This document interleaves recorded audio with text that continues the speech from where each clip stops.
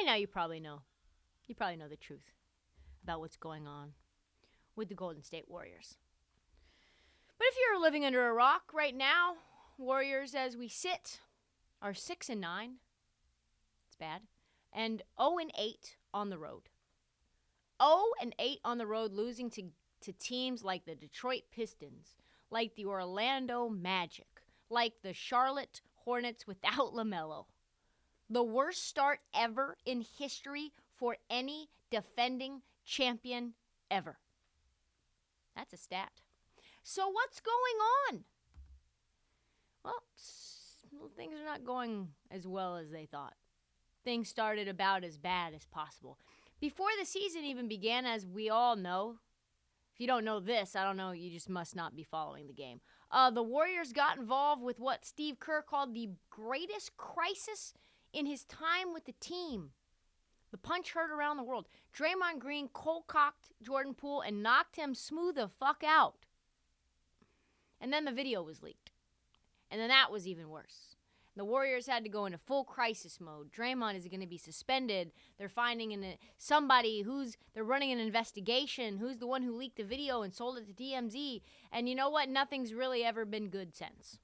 Like Jordan Poole, the guy who got cold-cocked, he hasn't been the same. He's not starting. He was 6th Man of the Year candidate. He hasn't been good. The whole season has been one long crisis after crisis.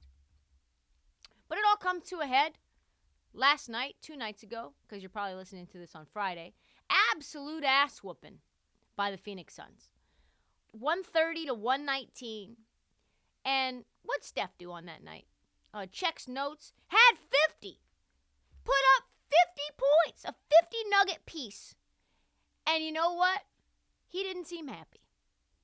Think of that. A historic night for Steph, and the team basically still got blown out. Before last night, Steph had 50 or more 10 times in his career. Think about that. Actually, for just 1 second. Steph Curry has had 50 points or more 10 times or more. That's crazy. They've only lost twice in those 10 times. This is the bottom line about this loss. If Steph Curry puts up 30, a normal 30-point night, which is what he's averaging right now, this team loses by 31 points. Pretty much how the game felt, not close. Mikal Bridges absolutely sunned Klay Thompson on the bench, splashing a 3 and then throwing the 3 fingers in Klay's face to essentially mock Klay for throwing up 4 for 4 rings, just like 3 more points in you guys' face. I'd say it's rock bottom right now for our Dubs. Right now, our Dubs are in peril. We need to support them, and we need to identify what's going wrong. And we need to really sort of analyze and diagnose how it gets better. The Light Years boys called it the worst loss of the year by far. So what is wrong in Golden State? I have 5 things that I think are wrong. 1, no depth or veteran role players. 2, Klay is boo-boo right now. 3, they have a bottom 3 defense in the league. Trash defense, the thing that the Warriors do really well, they suck at. 4, young guys that are supposed to step up, not performing. In some ways, regressing. And 5, the vibes are bad. It's bad vibes. All the things you think of when you think of the Warriors, the shimmying, the night-night, the pretending to boo-boo on the court. None of those things, yeah, he does that. None of those things are happening right now. Nothing. Not the 3, turn around, look at the crowd. Not a smile, not a wink, not a laugh.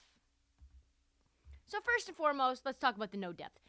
None. For a team that was rolling 12 deep last year, the guys off the bench this season have largely been on milk cartons.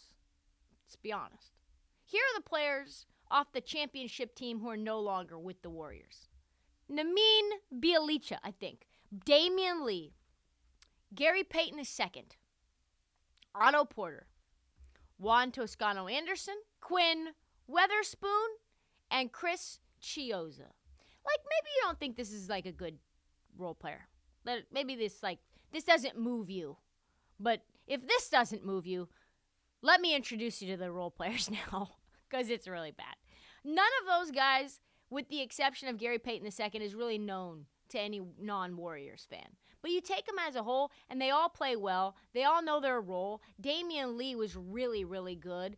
Otto Porter was a plus 14 in the 19 playoff games last year and a plus 110 overall for the playoffs. That's pretty good for a guy off the bench. Gary Payton was a combined plus 35 in his final 5 games against the Celtics.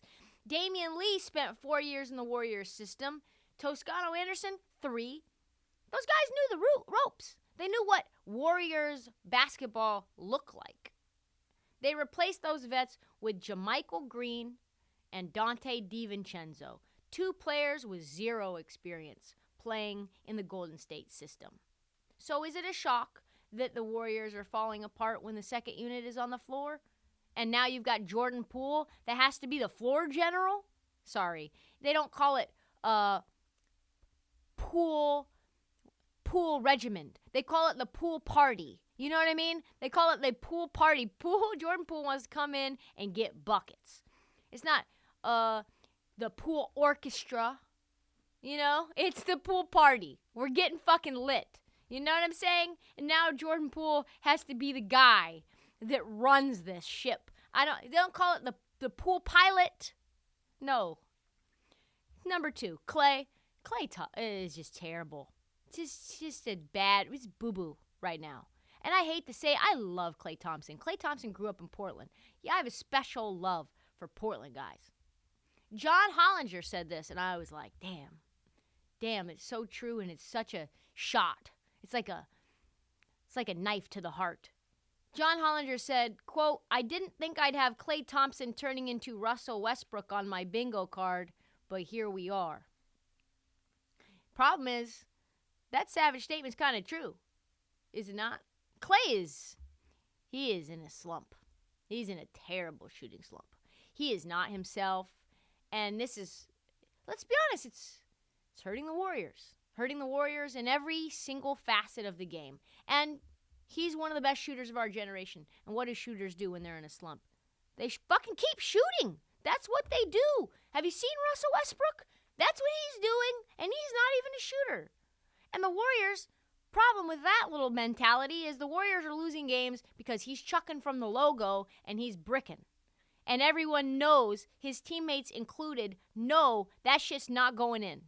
As soon as he lets it fly, everyone starts to look the other way to go back on defense. And not because he's going to make it. Not because he's going to make it. He's had exactly one 20-point scoring game this year. He has had 8 games with 5 or more missed threes. He is shooting an atrocious 35% from the field. Not from 3, from the field this year. And worse, everything is drawing the front of the rim. He's got no lift in his legs. We'll get into that. But it all came to a head last night because not only was Klay Thompson, 2 nights ago, not only was he terrible, 6 for 17 from the field, 3 for 9 from 3, but it was just the teammates looking at him like, dude, what the fuck are you doing? Steph just looking resigned. Like, ugh.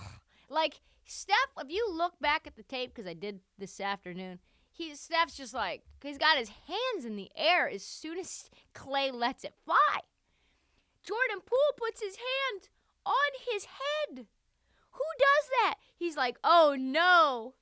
Yes, Draymond shaking his head, just, yuck. 3 seconds into the shot clock, 2 seconds into the shot clock, chuck. A very crucial point in time, too, in the third quarter. Riddle me this. When is the last time you have ever seen Steph Curry look absolutely exasperated by Klay Thompson? Like this fucking guy. Never. Now. The answer is now only. So this is, and Klay wasn't bad in the finals or in the playoffs. Because a lot of people are like, oh, he's never going to be the same again. He's not at full strength. That injury really fucked him up. And to that I say, yes, he's not going to be 2019 Klay again. However, he averaged 19, 4, and 2 in the playoffs. It's pretty good. He averaged 17, 3, and 2 in the finals. That was 5 months ago. So why is he so bad right now? This is what I think happened.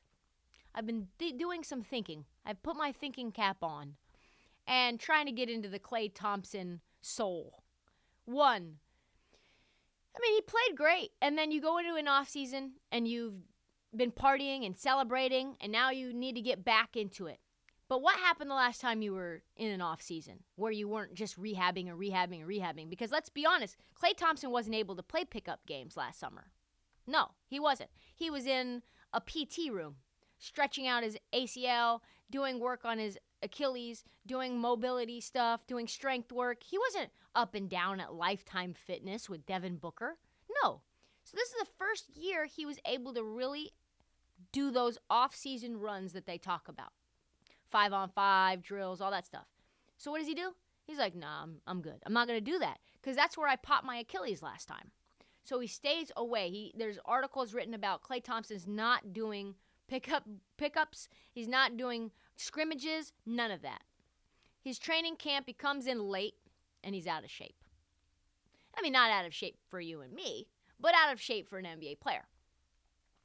And his conditioning has declined, and thus when he starts playing games, when your conditioning isn't right and your legs don't have lift because you're not strong, or endurance, which only comes from playing basketball, not from doing anything else. You can only do it by playing basketball. When that conditioning is not up to par and you're playing 30 minutes a game, now you're hitting the front of the rim in your threes. Now you don't have lift. Now you're not able to sustain a full game and play at that level. So now your performance is declining. And now what happens?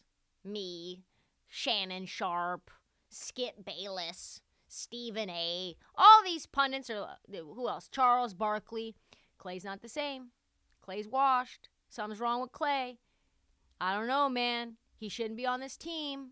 He's never going to return back to where he was. And Klay's like, dude, I'm still getting back to where I'm supposed to be. I didn't play any basketball this offseason. You're bad, Klay, but also I get it. That's what trauma does. That's how mental anguish works. He's got his own stuff to work out. And then what happens when the world comes after him? Emotionally, it's the first time that Klay physically isn't able to do what he wants, and everyone has expectations that he will. And emotionally, that shit has a toll.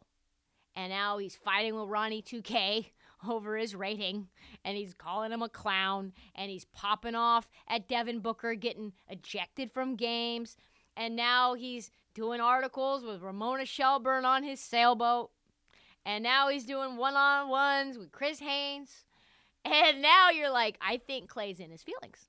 I think Klay, now he's saying, listen, just remember I was a part of those 4 championships. Never forget that shit. I'm still that guy. And it's like, yo, Klay, nobody ever said you weren't a part of those 4 championships. We're just saying you're boo-boo right now. And I think that Steve Kerr's comments show that this theory has some truth to it. Let's get into that.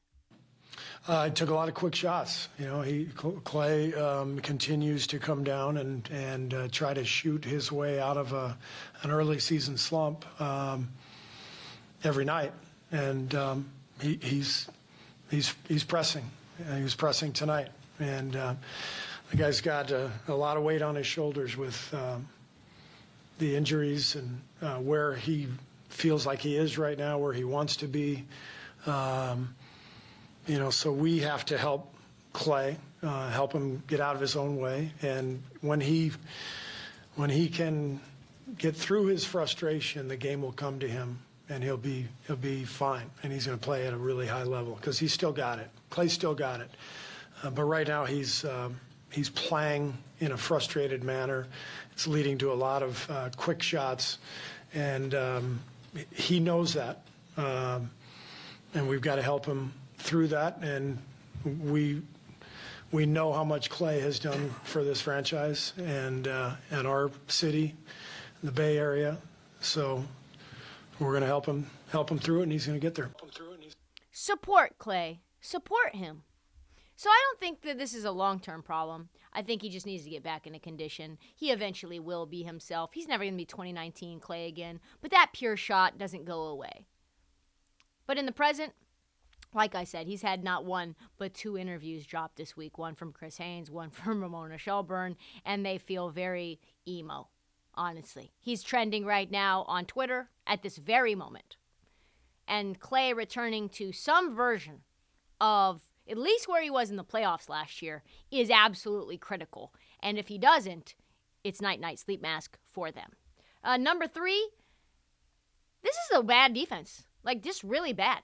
Top 3 or bottom 3 defense in the league. Top 3 worst. Only the Rockets, Pistons, and Spurs have a worse defense than the Golden State Warriors right now.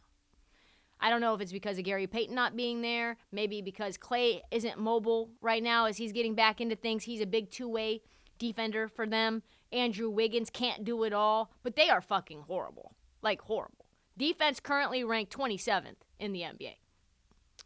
114.1 after being second in the league. At one point and another, number 1 in the league. They were just like a little boa constrictor on really great offenses like Boston. They made Boston look like they were kids. Like they didn't know how to play basketball. They're 22nd in steals right now. They were 4th last year. 24th in blocks. And in defensive rebounding percentage. They were 6th at that last year. They're 22nd in second chance points given up. They were 9th last year. This is just a terrible defense, just in every way. Like, top to bottom, just trash. And I think some of this is obviously because those good defenders are missing, but the returning players aren't as good as they were last year either. Klay's not good. Looney's not good. Jordan Poole's never good. Draymond Green is playing okay, but not nearly to the elite level that they need them to. Are they going to continue to be boo-boo? Probably not. Will they have an elite defense? Definitely not, unless they have a trade. Barring a trade, this defense is middle of the road at best. Number 4, young guys not performing. Joe Lacob is like so fond of saying, we've got these 2 timelines. We've got 2 timelines. We've got the young guys. We've got the dynasty guys. And they're all going to operate together, and it's just going to flow seamlessly. You've got Steph, Klay, Dre, and then you've got the young guns that are the next generation of stars like Kuminga and Moody. And he wants them both to coexist and play basketball together on the court at the same time. I'm not so sure that's possible. Last year, they thought that was a win for the 2 timelines. Was it a win? No. Why? Because the young guys didn't play a fucking lick when it mattered. Right? They didn't. Wiseman wasn't around all year. Moody played very rarely in the playoffs. Kuminga played spot minutes. They did not need them. It was like 8 veterans. Iguodala got a little bit of minutes. He was a veteran, obviously, for them. But the problem is not only are the young players playing bad, like they're unusable in some ways. They have regressed to the point where James Wiseman has been sent down indefinitely to the G League. Jonathan Kuminga, horrible. Horrible. He had a promising rookie year. He was averaging 9-3-1 on limited minutes. He's averaging 5-2-1 to the point where they're just not using him now. Moses Moody, he was supposed to take a huge jump. Everybody was saying how good he looked in Summer League. Everybody was saying he was supposed to be the next big thing, how much he could help them. And you know what? He's regressed in every single category. Jordan Poole just got paid $123 million guaranteed, and he sucks. He won't shoot. He's like, as soon as he got knocked the fuck out, it's like he forgot he was a shooter. He's averaging 13 a game off the bench. He's a minus 95 for the season. And we already talked about Wiseman. I talked to a couple of high-up Warriors folks at the Summer League about this team and how good they were going to be and what we should expect from them. And obviously, since I'm a loyal Dubs fan that I am, just lifelong, I said, well, obviously, this is championship team again, right? This championship caliber team. And they said, now that our role players like Gary Payton and Otto Porter are gone, Bjelica's gone, if Kuminga and Moody aren't good, this team we're not going to be good, period. And I was like, ooh, that's saying a lot. They're like, we need them to be good in order for this team to be good. And let me say this, that does not bode well for this team whatsoever because neither one of them are being used, let alone good. Safe to say the 2 timeline thing is not working out like they were hoping it would. Number 5, most importantly, terrible vibes that the Warriors have, just terrible. Steph put up 50, right, against the Suns. I did not see him laugh one time. We never saw a shimmy one time. This team is used to having fun. Beating up on everybody, laughing, dancing, boo-booing on the court, all these things. They're a team that wins with constant motion, stifling defense, beautiful passes, and of course just like killer threes, a barrage of threes, a deluge of threes, a tropical hurricane of threes, and joy. Lots of joy. No joy. The vibes are just abysmal right now. They feel, if you saw this team and their lack of enthusiasm, you would think this was a team that hadn't won anything in like the last 20 years. Like, this is the Orlando Magic. Orlando Magic having more fun than the Warriors. Detroit Pistons, when they beat the shit out of the Warriors in Detroit, which I was live for, they looked like they were having a lot more fun than the Warriors. And I think that's because Draymond Green decided he wanted to punch his teammate. That doesn't go away, folks. You don't just like get over that. He physically assaulted his teammate. He's still with the team, and the other guy's still with the team. And I think that's a vibe killer. The Warriors were a team that everyone used to fear, and now it feels like no one is afraid of them. Things are so bad right now that Steve Kerr compared how the Warriors are playing to what? To what? Like the Detroit Pistons? To what? Like the OKC Thunder? No. To the Drew League. To the fucking Drew League, where guys who don't even play in the league come to become something. European players, guys who just are off the streets. This is what he had to say. Yeah, like I think if you know, when you come down and you don't make a team guard and you just shoot the first open shot, guys aren't tired at all. They're not having to fight defensively, so everybody comes down and they're feeling good. Like, I didn't even have to guard at the other end. Now I'm wide open. They're playing in transition, a lot of long rebounds leading to transition, so you're out of place defensively. So there's no collective grit. We lack grit right now. And when you don't have grit, the game is really easy for the other team. These are NBA players. They spend all summer shooting thousands of jump shots just like our guys do. And so when those jumpers are easy and the game is easy and they don't feel any physicality, it's a Drew League game. We're playing a Drew League game right now. Yikes. In other words, there's no execution. It's basically just to pick up guys with Klay Thompson chucking 5 seconds into the shot clock. My Lord. We're never going to panic. Like, there's no point in panicking. What we have to do is stay with it and find it. But in order to find it, we've got to get everybody on board, on the same page in terms of just worrying about winning, and that's it.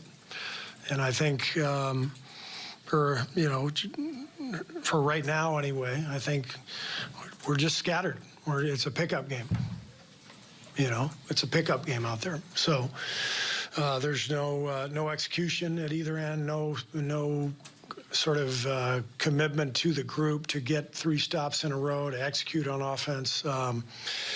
And it obviously starts with me. I'm the coach of the team, so I have to figure out a way to get that production, that sort of commitment to the team and to each other, and to winning that it's going to require. Basically, what that translates to is that my players aren't doing what I'm telling them to do, but for whatever reason, I can't motivate them, so I'm going to take the blame instead of blaming them to the point where they tune me out even more. That's what that means. The Warriors dynasty, as we know, has been built on quick scoring runs. You go and grab a drink. By the time you come back, they've gone on a 15-17-0 run. That's what they do. They shimmy, they shake, they clown, they rock the baby, they go night-night, and then you're getting none of that this year. None. Zero.